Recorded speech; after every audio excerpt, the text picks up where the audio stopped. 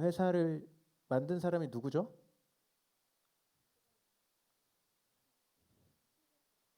예, 이미 돌아가신 우리 스티브 잡스가 이렇게 애플을 굉장히 세계적인 회사로 이렇게 성장을 시켰는데, 네, 이 사람에 대한 이야기를 제가 또 이번 주에 우연히 또 오랜만에 이렇게 보게 됐는데, 이 스티브 잡스가 어린 시절에 이제 자기 아버지의 영향을 받아서 컴퓨터와 관련된 것들에 굉장한 흥미를 가지고 이제 어린 시절을 보내게 되었다고 하는데, 이제 고등학교 시절에 그의 이제 처음에 같이 이 애플을 만들었던 그 스티브 워즈니악이라는 사람을 고등학교 때 만나게 되고, 이 컴퓨터 칩에 대한 공통된 관심사를 가지고 우정을 쌓아 나가기 시작했다고 합니다.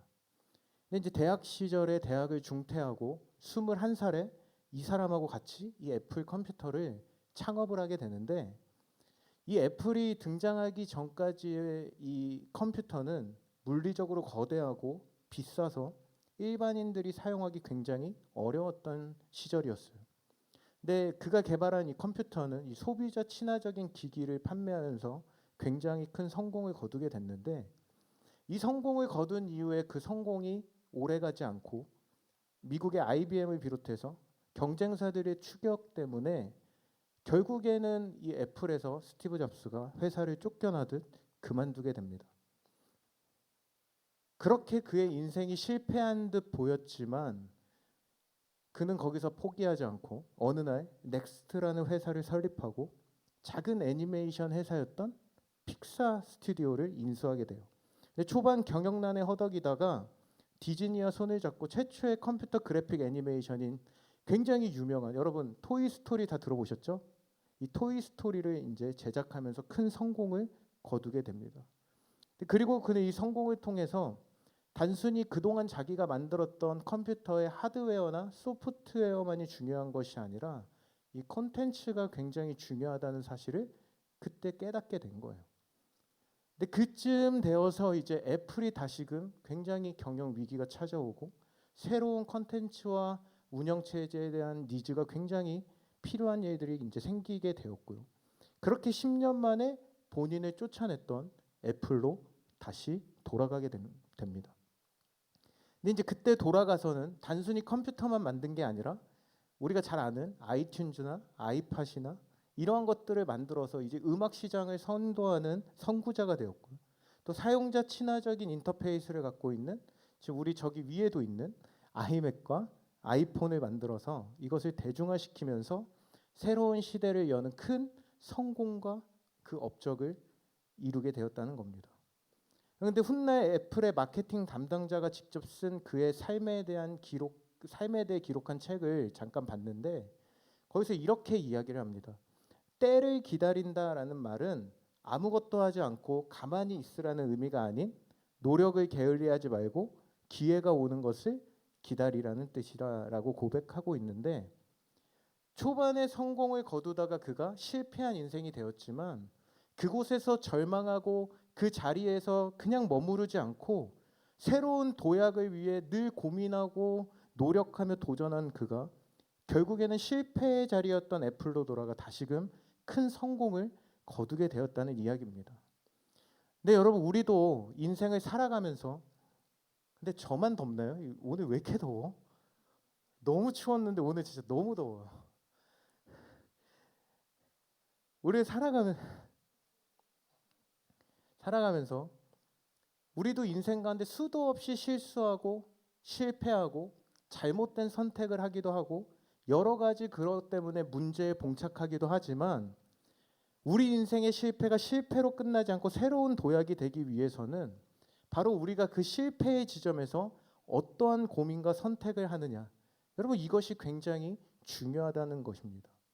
근데 오늘 우리가 이제 살펴볼 본문은요, 이제 우리가 지지난주에 이제 살펴봤죠. 아이성 전투에서 엄청난 패배를 기록하게 됐는데, 이 아이성 전투의 실패 뒤에 찾아오는 이 현실 앞에 하나님이 오늘 어떻게 이 여호수아와 이스라엘을 이끌고 계신지, 그리고 우리에게 필요한 것은 무엇인지, 저는 오늘 이 아이성 전투의 내용을 가지고 여러분과 함께 말씀을 살펴보기를 원하는데, 이제 오늘 우리가 읽은 본문의 앞장 7장에 보면 여리고 전투의 큰 승리 이후에 자만에 빠지고 그들의 승리의 경험으로 인해 하나님께 묻지 않고 그들 안에 있었던 죄악을 제거하지 않은 이스라엘은 여러분 어떻게 되죠? 결국에 굉장히 참담한 결과를 맞이하게 됩니다. 이 아이성 전투를 치르기 전까지만 해도 이 이스라엘은 어떠한 상태였습니까? 엄청난 사기와 함께 누가 덤벼도 내가 이길 수 있다라는 자신감과 그로 인한 교만과 방심이 이 여호수아를 비롯한 이스라엘 가운데 쫙 퍼져 있었어요. 근데 여호수아 6장 27절에 보면 이렇게 말씀하고 있습니다.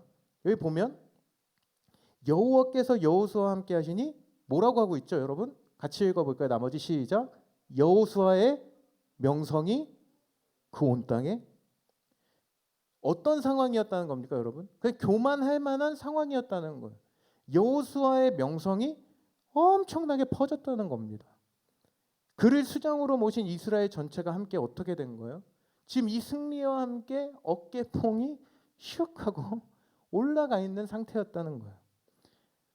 근데 여러분 이 27절 말씀에서 사실은 그들이 기억해야 했었던 것은 무엇이냐면 우리가 읽은 27절의 뒷부분이 아니라 바로 27절의 앞부분이었다는 거예요. 무엇입니까, 여러분? 여호와께서 여호수아와 함께 하시니.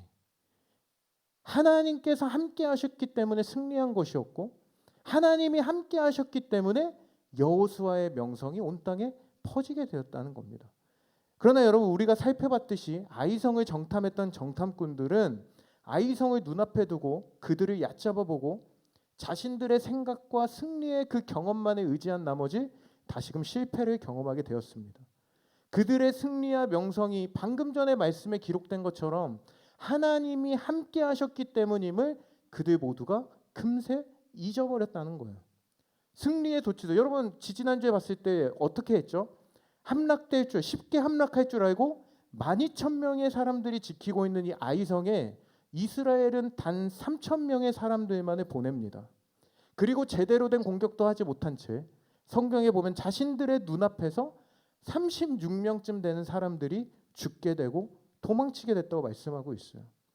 여러분 이런 그들의 상황은 그들의 교만했던 그 마음과 어깨뽕이 올라갔던 그 상황 가운데서 다시금 두려움의 자리로 추락하게 되었던 겁니다. 불과 얼마 전까지만 해도 누구를 만나도 누구를 마주해도 다 이길 수 있을 것만 같았던 그들의 자신감은 온데간데 없고 다시금 불안과 두려움에 휩싸인 현실을 그의 삶 가운데 마주하게 됐다는 거예요. 그래서 여러분 오늘 성경에 보면은 그들의 마음이 이랬다고 표현하고 있습니다. 우리 7장 5절의 말씀을 보면은 맨 마지막 부분에 뭐라고 하고 있죠? 백성들의 마음이 녹아 물같이 되었다고 말씀하고 있어요. 여러분 여기서 마음이 녹았다는 것을 히브리어로 마사스라는 단어가 이제 사용되고 있는데 이 단어가 가지고 있는 뜻은 용해되다, 흘러내리다, 야위다, 쇠약해지다라는 것을 뜻하는 단어예요. 근데 이 말은 주로 어떤 큰 진짜 엄청난 공포나 두려움과 관련하여 완전히 절망하고 엎드려지는 것을 의미하는 단어입니다. 근데 여러분 굉장히 안타까운 게 뭐냐면 이스라엘이 요단을 건너 여리고로 진격을 할 때 어떤 일이 있었냐면 여호수아 5장 1절에 보면 이런 말씀이 있습니다. 한번 띄워주실래요? 쭉 보시면은 지금 이스라엘이 쳐들어오고 있는 그 소문을 들은 누구의 마음이 녹았다는 거예요? 가나안의 모든 족속의 마음이 녹아내렸다고 기록하고 있다는 겁니다. 근데 문제는 이때 쓰여졌던 마음이 녹았고의 단어와 똑같은 단어가 쓰여졌는데 지금 하나님의 백성들이 하나님의 함께 하심을 놓쳐버리니까 어떤 일이 벌어진 거예요? 가나안의 이방 족속들이 가지고 있었던 그 동일한 두려움이 하나님의 자녀였던 이스라엘 그리고 여호수아에게 찾아오게 되었다는 것입니다. 근데 여러분 우리가 기억해야 될 것은 이 두려움이라는 것은요. 하나님과의 관계와 굉장히 밀접한 연관성을 가지고 있다는 사실입니다. 우리가 하나님과의 관계가 멀어지는 순간 우리 인간이 하나님께 고정된 시선을 다른 곳으로 돌리는 순간 두려움이 그런 우리를 공격한다는 거예요. 여러분 창세기에 보면은 에덴 동산에서 하나님께서 금지하신 나무가 있었죠. 뭐였죠? 뭐예요? 뭘 먹지 말라고 했죠? 다 처음 오셨어요, 오늘. 선악과를 따먹지 말라고 했는데 그 선악과를 따먹은 범죄한 아담을 하나님이 부르시는 장면이 등장합니다. 3장 9절에 보시면 여호와 하나님이 아담을 부르시며 그에게 이르시되 내가 어디 있느냐. 여러분 하나님이 부르시는 거예요. 어디 갔니 아담아? 그런데 아담이 뭐라고 대답을 합니까? 3장 10절. 내가 동산에서 하나님의 소리를 듣고 내가 벗었으므로 뭐라고 하고 있어요 지금? 두려워하여 숨었나이다. 여러분 에덴 동산은요 늘 그냥 하나님과 동행하는 곳이었습니다.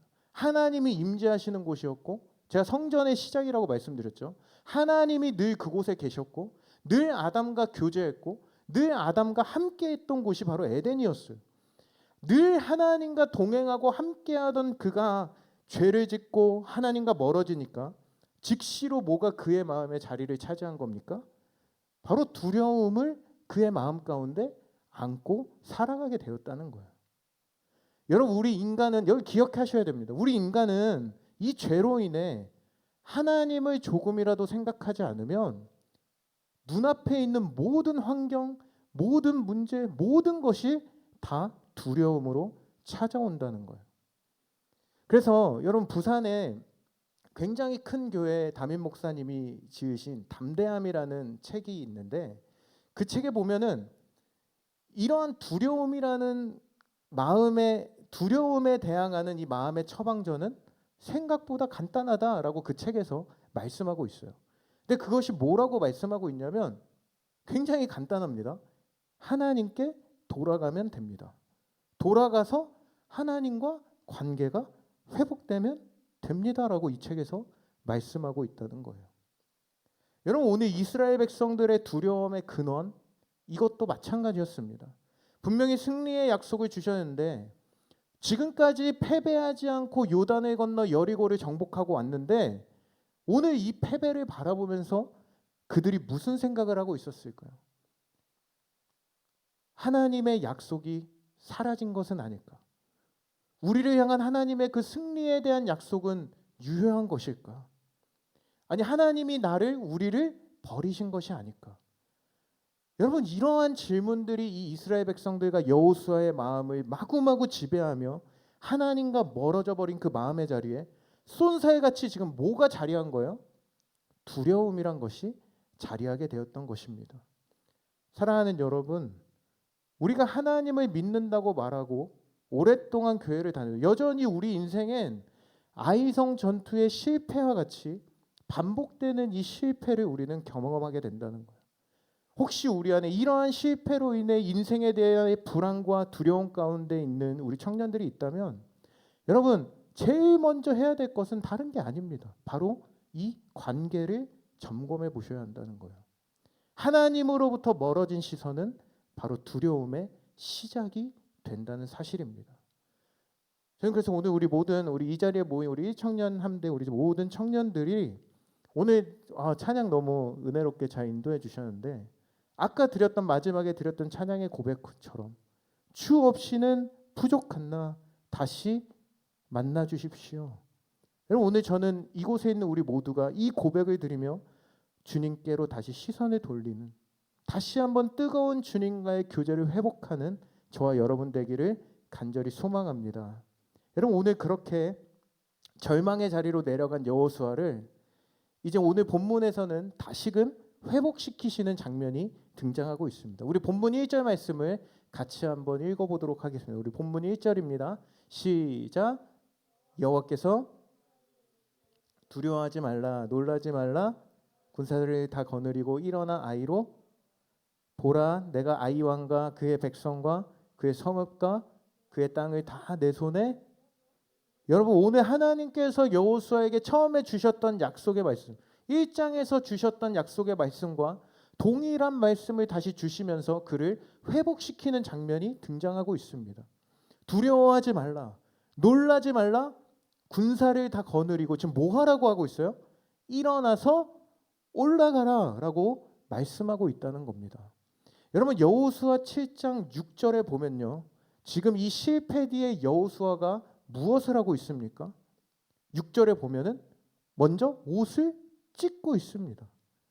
굉장히 슬픔으로 옷을 찢고 있어요. 여러분 이 옷을 찢는다는 단어가 히브리어로 카라라는 단어가 쓰여졌는데 슬픔으로 옷을 찢다, 잘라내다, 조각내다라는 뜻을 가지고 있습니다. 여러분 당시에 유대인의 의복은 그냥 흔히 통으로 이렇게 짠 것이어서 이 가슴 부분에 이 옷깃을 잡고 좌우로 딱 당기면 찢어지게 되어 있었어요. 근데 이처럼 자신의 옷을 찢는 행위는 당시에 극도의 고통이나 번뇌에 사로잡혔을 때 행했던 극한의 슬픔의 표현이었다는 거예요. 그 극한의 슬픔으로 지금 뭐를 하고 있냐면 6절을 계속 보시면 여호와의 궤 앞에서 땅에 엎드렸다라고 하고 있는데 여러분 여호와에게는 무엇을 상징한다고 이야기했죠? 하나님의 임재를 상징하기 때문에 여러분 지금 여호수아가 하고 있는 이 행위는 하나님의 긍휼하심을 구하며 하나님 앞에서 이 자복하고 애통해하며 슬픔 가운데 옷을 찢으며 간절하게 하나님과의 그 관계의 회복을 위해 나아가고 있었다는 것입니다. 여러분 심지어 오늘 이 구절의 마지막에 나오는 이 티끌이라는 단어는 직역하면은 머리에 흙을 올려놓다라는 뜻이에요. 다시 말해 흙을 머리에 막 이렇게 파파파파 이렇게 머리 사이사이에 타타타닥 털어가지고 올려놓고 굴욕적인 상태로 바닥에 엎드려 있는 상태였다는 것을 의미하고 있어요. 여러분 오늘 그렇게 여호수아는 땅바닥에 엎드려서 고백하고 있는 겁니다. 하나님, 교만했던 잠시 제가 눈을 돌렸던 제가 하나님께로 다시 나아갑니다. 하나님을 찾습니다. 엎드립니다. 여러분 이런 간절한 고백으로 하나님 앞에 엎드린 여호수아에게 오늘 본문에는 하나님이 다시 그에게 찾아오고 계신다는 거예요. 그리고 회복시키시며 말씀하시는 겁니다. 다시 일어나라. 그리고 너가 패배했던 그곳으로 올라가라. 여러분 우리는 실패했던 자리로 다시 돌아가면 어떻습니까? 더 큰 상처가 됩니다. 내가 사랑했던 첫사랑과 헤어진 이후에 혹시 첫사랑과 헤어지신 분 계신가요? 아직 연애를 한 번도 안 해보셨나요? 아무 생각이 없으신가요? 여러분 어쨌든 첫사랑과 헤어진 후에 그녀와 함께 먹었던 음식점, 부천에 어디 같이 걸었던 골목길, 공원, 놀이동산. 여러분 사랑하는 사람과 그곳을 다니다가 헤어졌어요. 거기 다시 가면 기분이 좋아요? 어때요? 경험이 없는 걸로 하겠습니다. 굉장히 상처가 돼요. 저도 어쨌든 제가 굉장히 좋아했던 이게 좀 방송을 하니까 좀 이게 말하기가 좀 애매한데 어쨌든 그전에는 그랬던 사람하고 헤어지니까 같이 갔던 곳에 갈 때마다 문득문득 마음이 아파질 때가 옛날에 많이 있었습니다. 근데 여러분 그것이 상처가 되는데 그곳을 극복하려면 어떻게 해야 됩니까? 둘 중 하나죠. 내가 아직 그녀를 잊지 못했으면 그녀가 나에게 돌아와 주거나 그녀보다 훨씬 더 좋아하는 그 새로운 그녀가 나타나 그곳을 함께 누비면 극복할 수 있잖아요. 근데 여러분 오늘 여기 보면은 하나님은 여호수아를 실패했던 그 자리로 다시금 돌려보내세요. 그런데 혼자가 아닌 누가 함께 가시는 거예요? 하나님이 함께 가셔서 오늘 그 실패의 트라우마의 두려움을 제거하고 다시금 승리하는 삶으로의 시작을 열고 계신다는 겁니다. 근데 여러분 복음서에서 비슷한 내용이 등장을 하는데 여러분 우리가 잘 알고 있는 우리 베드로 있잖아요. 베드로 아시죠 다? 베드로는 예수님을 그렇게 따라다니던 수제자였어요. 예수님의 모든 기적을 바라보고 지켜보고 와 대단하십니다 예수님이라고 말하던 그 수제자 베드로가 예수님이 십자가를 지기 위해 잡혀가시니까 어떤 일을 벌이죠 베드로가? 예수님을 부인하는 사건이 발생해요.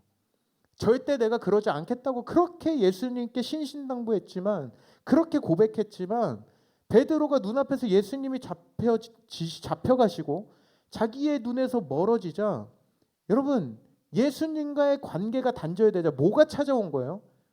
그 마음 안에 두려움이 찾아오기 시작한 겁니다. 그러나 여러분, 예수님의 말씀대로 자기가 그렇게 예수님을 배반한 뒤에 닭이 3번 울자 어떻게 하죠, 여러분? 통곡하며 자신의 연약함을 고백하는 그 베드로가 신약 성경에 등장을 하고 있어요. 여러분, 그렇게 예수님을 부인했고요. 그리고 부인하고 돌아간 자신의 삶의 현장, 삶의 자리에서 반복되는 실패의 인생을 살아간다는 거예요. 그렇게 잘 잡히던 고기가 잡히지 않는 겁니다. 자기가 어부였기 때문에, 여러분, 어부가 언제 물고기가 잘 잡히고 안 잡히는 거 다 알 거 아니에요. 근데 자기의 전문 분야라고 생각했던 고기 잡이조차 늘 빈 그물만이 남겨진 실패를 거듭하던 그에게, 여러분, 부활하신 예수님이 찾아오시는 사건이 등장하고 있어요. 그리고 실패의 자리에서 그물이 찢어질 만큼의 고기를 잡게 하셨을 뿐만 아니라, 그렇게 부인했던 예수님이 다시 찾아오셔서 베드로와 예수님의 끊어졌던 관계를 다시 회복시키시고 그의 삶을 완전히 변화시켜 주셨다는 겁니다. 그 실패했던 자리에서 베드로를 회복시키셨던 것인데요. 여러분, 오늘 하나님은 그렇게 엎드리고 머리에 흙을 뿌리며 하나님 앞에 회개하고 고백하던 여호수아를 일으켜 다시금 일어나 하나님의 사명을 감당하도록 찾아와 주시고 만나주고 계신 겁니다. 여러분, 오늘 실패의 자리, 여전히 부족하고 결핍의 문제의 자리에 머물러 있는 모든 사람들에게 예수님은 오늘도 우리에게 찾아오셔서 말씀하시는 거예요. 일어나라. 이제 다시 올라가라. 사랑하는 여러분, 오늘도 머물러 있는 그 자리에서 우리 모두가 일어나기를 간절히 소망합니다. 그리고 다시금 실패했던 자리에서 일어나 하나님께서 예비하신 우리 인생에 주어진 땅을 새롭게 취하는 믿음의 사람들이 되시길 간절히 축원합니다. 여러분, 오늘 이제 그 두려움의 자리를 딛고 일어나 새로운 전투의 현장으로 올라가라고 하시면서 하나님은 이 아이성 전투를 어떻게 너희가 싸워야 되는지를 가르쳐주고 있어요. 전략과 전술을 하나하나 말씀해주고 계시는데, 여러분, 그런데 여리고 때 전략을 살펴보면은, 여러분, 여리고성 정복할 때는 전술이 뭐였습니까? 하나님이 중심되어진 궤를 그냥 들고 하루에 한 바퀴씩 6일 동안 돌고 7일째 되는데 그냥 7바퀴를 열심히 돌면은 성이 무너져서 이기는, 여러분, 이 가만히 있어도 이기는 하나님께서 주셨던 전술이었습니다. 근데 오늘 본문에 보니까 아이성 전투에서 주시는 하나님의 전략은 무엇입니까? 우리 2절 말씀을 같이 한번 읽어보도록 하겠습니다. 2절입니다. 우리 2절 시작.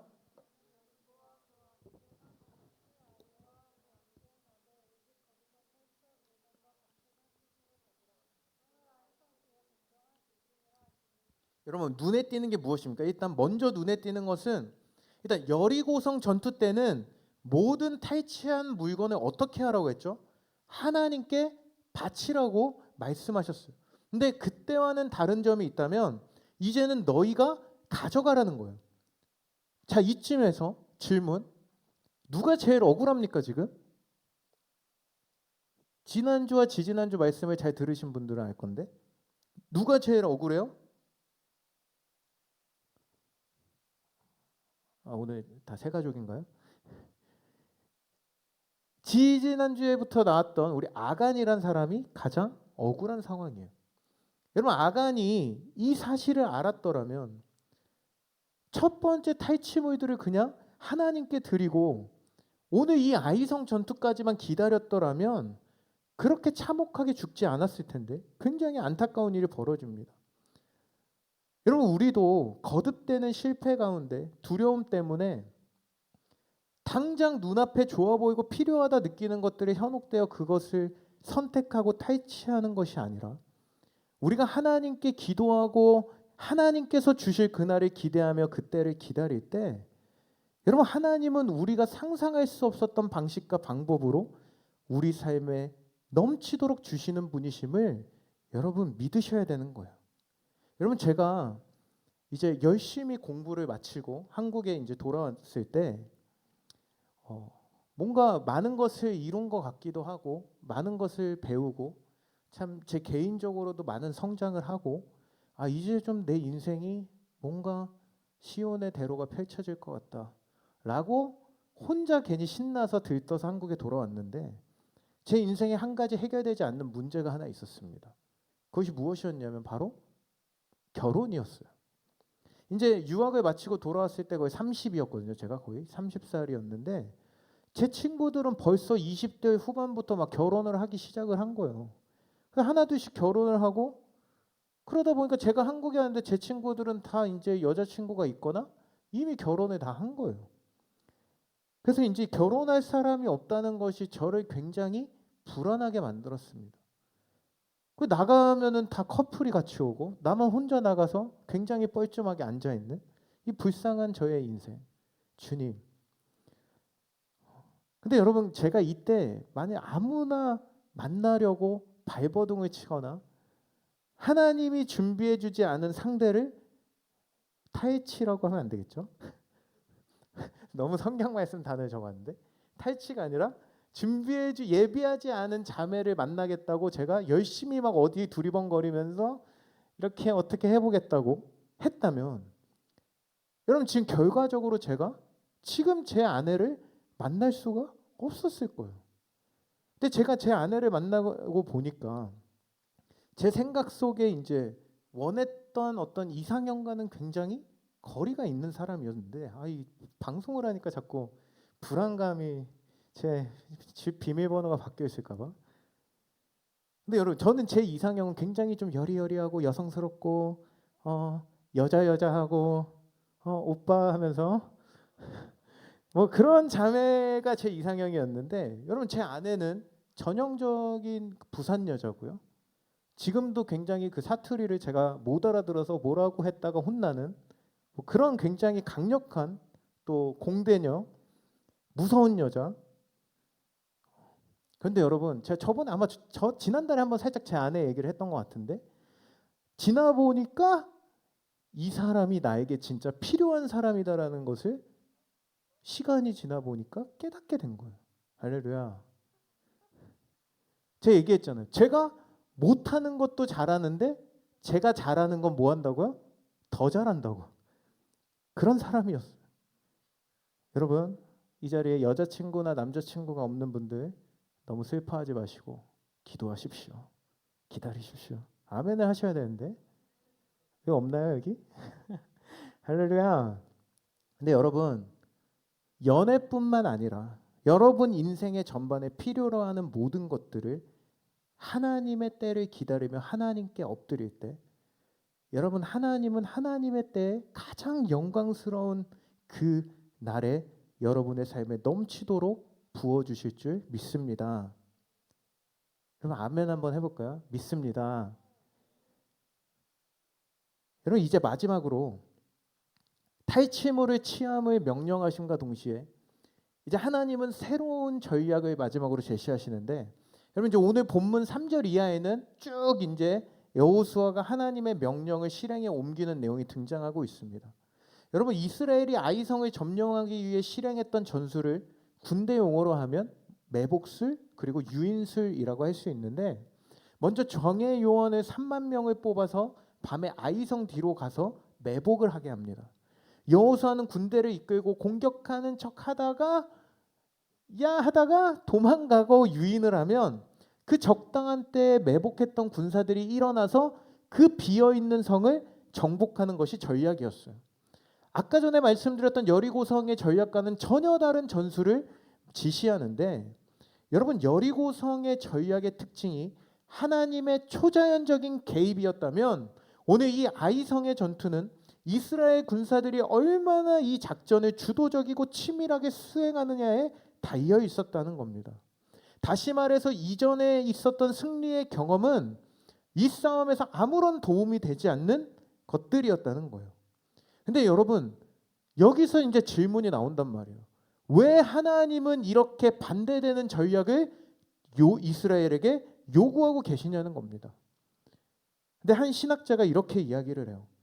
하나님이 한 사람의 인생을 다루실 때 다양한 방법을 취하는 것은 한 가지 방법만 고집하면 우리 완악한 인간이 이렇게 된대요. 그 방법에 익숙해져서 인간의 심성이 부패할까 봐 다양한 방법으로 인간을 다룬다고 말씀을 하고 이야기를 하고 있습니다. 우리가 한 가지 방식으로만 하나님이 다루시면 그것이 어떻게 되는 거예요? 공식이 되고 경험이 되어서 하나님에 대한 본질과 하나님에 대한 마음은 사라져버리고 일관된 패턴만 남아서 어떻게 된다는 거예요? 하나님을 의지하지 않고 그냥 그것만 내 경험을 가지고 해내고 그렇게 살아가며 하나님을 잊어버리는 연약한 존재라는 거예요. 여러분, 만약에 실제로 이 전쟁에서도 여리고와 같은 패턴의 기적적인 승리를 거저주셨다면 이미 한 번의 승리로 인해 나태해져 있고 교만해져 있는 이스라엘은 이제부터 시작되는 나머지 전쟁에서 어떤 태도를 취하게 된다는 거예요?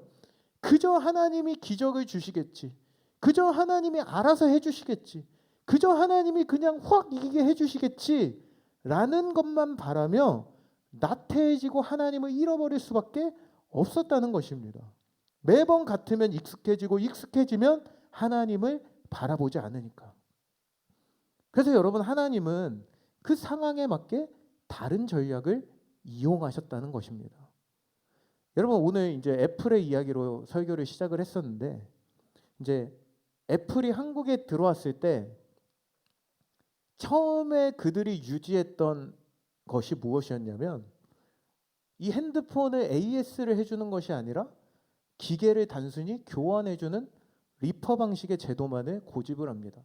그럼 처음에 저도 아이폰 샀을 때 와, 이거 뭐 가져갔는데 고쳐주질 않는 거예요.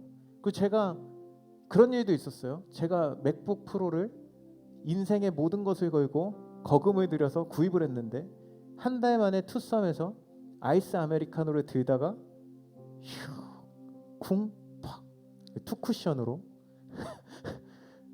제 키보드에 쏟아가지고 제가 가지고 이제 AS 센터에 갔더니 140만 원입니다. AS가요? 이러고 제가 그냥 돌아 나와서 그거를 그냥 저렴하게 매입하는 중고업자한테 그냥 넘겼던 아픔이 있거든요. 근데 어쨌든 이러한 방식을 고수했습니다, 처음에는.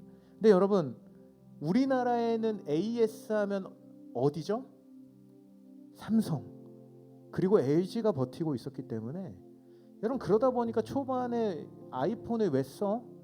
야, 아이폰 그거 뭐 액정 깨지면 40만 원이잖아. 뭐 이런 걸로 친구들이 조롱하면서 대부분이 이제 삼성, LG 제품을 많이 이용을 했는데, 그러나 결국 애플이 우리나라의 이 분위기를 감지하고 어떻게 합니까? 이 AS 범위를 갑자기 확대하고 부분 수리를 도입하고 나름 저렴한 가격에 교환할 수 있는 그러한 것들을 도입하면서부터 애플에 대한 편견이 점점 사라지고 많은 사람들이 부담 없이 이용을 할 수 있게 되었는데, 여러분, 변하지 않는 같은 전략을 반복해서는 한국 시장을 점유할 수 없었기 때문에 빠르게 내린 변화로 인해 급격한 시장 점유에 성공할 수 있었다는 겁니다. 반면에 여러분, 굉장히 유명했던 기업이 하나 있어요. 그 기업이 뭐냐면 사진 산업에서 굉장히 독보적인 위치에 있었던 코닥이라는 회사가 있습니다. 여러분, 이 회사는 1970년대 90%에 육박할 정도의 엄청난 시장 점유율을 가지고 있었던 회사였어요. 1980년대 후지필름의 맹추격에도 불구하고 여러분, 이 코닥의 아성은 굉장히 견고했습니다. 20세기 말부터 무슨 일이 일어난 거예요? 디지털 혁명이 일어나기 시작한 겁니다. 근데 여러분, 그들은 빠르게 대응하지 못했던 것이, 그 이유가 바로 과거의 성공에 대한 미련이었다는 거예요.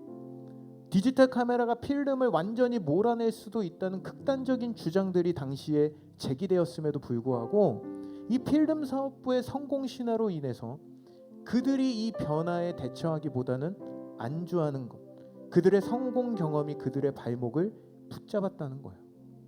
여러분, 그렇게 다른 전략을 수용하지 못했던 이 회사는 131년의 역사를 자랑했지만 여러분, 2012년도에 파산 보호 신청과 함께 뉴욕 증권 거래소에서도 상장 폐지되는 신세로 전락하게 됐다는 거예요.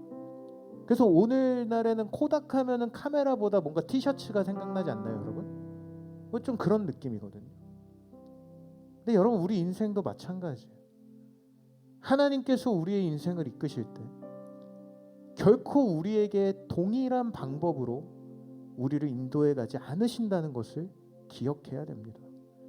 지난번에는 은혜로 주어졌던 것들, 내가 어렸을 땐 하나님이 거저 주셨던 것들, 내가 20살 때 하나님이 그냥 베풀어 주셨던 기적과 같은, 마치 지난번 저의 그 학교를 공짜로 입학하게 됐던 그런 것과 같은 그 결과가 이번에는 나의 치열한 노력과 하나님 앞에 엎드림과 인내를 요구하실 수도 있다는 거예요. 그러나 분명한 것은 어떠한 방식이든지 처음에 이야기했던 것처럼 여러분, 우리가 해야 될 일은 하나입니다.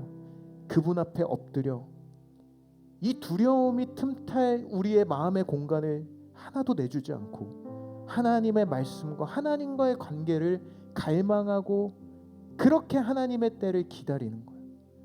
그리고 그렇게 기다리는 사람들에게 하나님은 마침내, 여러분 오늘 보면은 여호수아로 하여금 오늘의 실패를 딛고 다시금 일어나 아이성을 정복했던 것처럼, 여러분 하나님은 오늘도 그렇게 몸부림치는 우리의 인생 가운데 우리 앞에 놓인 그 아이성을 넘어 승리의 성취를 이루는 인생으로 우리를 인도해 가신다는 사실입니다. 여러분, 오늘 말씀을 정리하면서 우리가 진짜 이 험난한 시대를 살아가며 진정으로 승리하는 인생이 되기 위해 여러분들에게 부족하다 느껴지는 영역은 무엇입니까? 무엇이 여러분의 인생의 실패와 같은 것으로 여러분의 인생을 좌절하게 하고 있습니까? 이번에 입시가, 편입이 내 마음대로 되지 않아서, 취직이 되지 않아서, 그렇게 고대했던 연애가 잘 되지 않아, 관계가 자꾸 어그러지고 내가 필요한 어떠한 것들이 잘 되지 않아서, 여러분 그 실패의 자리에 우리가 머물러 있는 그 사람들이 우리 안에 있지는 않으신가요? 하나님은 인생에 부족하고 실패라 여겨질 만한 자리에서 우리를 다시금 일으켜 세우셔서 실패를 어떻게 근본적으로 극복할 수 있는지를 오늘 말씀을 통해 우리에게 하나님은 가르쳐주고 계신다는 거예요. 그리고 그렇게 살아가고 그 과정을 넘어가는 오늘 여호수아에게 오늘 이렇게 말씀하신 겁니다. 1절 말씀에 두려워하지 말라, 놀라지 말라. 여러분 1장에 이어 다시 한번 하나님 말씀하시는 거예요. 이 땅을 내 손에 넘겨주었다. 여러분 오늘 실패를 딛고 그렇게 다시 시작된 전쟁 이후에 이스라엘은요, 성경에 보면 놀랍게도 다시 더 이상 패배하지 않고 가나안을 정복했음을 우리는 보게 됩니다. 사랑하는 여러분, 이제 오늘의 이 말씀은 그냥 옛날에 있었던 이야기가 아니에요. 단순히 여호수아에게만 주셨던 하나님의 말씀이 아닌 오늘 그 여호수아를 넘어 우리에게 향하고 있다는 사실을 기억하셔야 되는 거예요. 우리를 두려움에 몰아넣는 실패의 자리에서 일어나서 우리 인생에 정복해야 될 아이성을 향해 여러분 올라가십시오.